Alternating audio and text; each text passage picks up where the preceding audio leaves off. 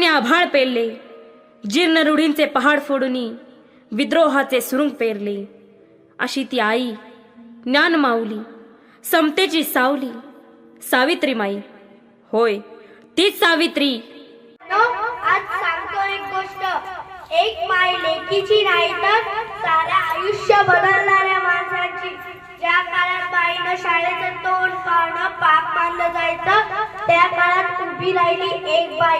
तिचं नाव होतं सावित्रीबाई फुले.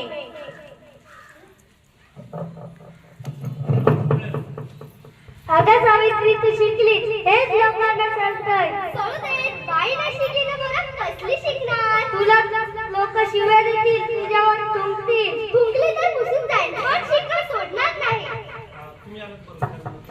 ताई, आम्ही शाळेत आलो, ताई लोक हसतील. हसू देत, आज हसतील, उद्या तुमच्याकडे पाहून शिकतील. सावित्रीताई, आम्हाला परत लिहिता वाचता येणार का नाही? अक्षर माणसाला मोकळं करतात ग. अगं, बायाने शाळा काढली तर गाव बुडेल. अहो, आपली बाई धर्म बुडवते. गोट्या फेकायच्या अंगावर. दगड गोटे शेठ माझ्या अंगावर नाही फेकताय, तुमच्या आज्ञानावर फेकताय.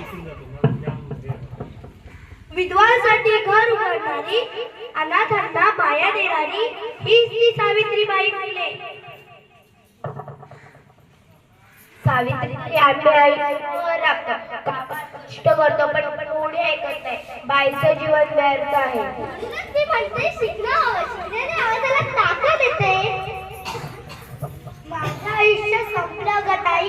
ही बघ पांढरी साडी, एकटीची जिंदगी. नाही ग काशी, जगणं कोणी जाऊन घेऊ शकत नाही. तुझ्यासारख्यांसाठी आश्रय आहे. चूक झाली ताई, आम्ही अनाडी आहोत.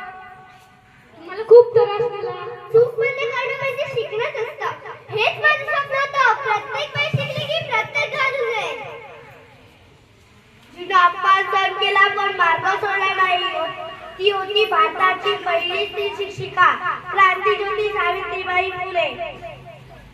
जय सावित्रीबाई फुले. शिक्षणाचा विजय असो. स्त्री पुरुष समान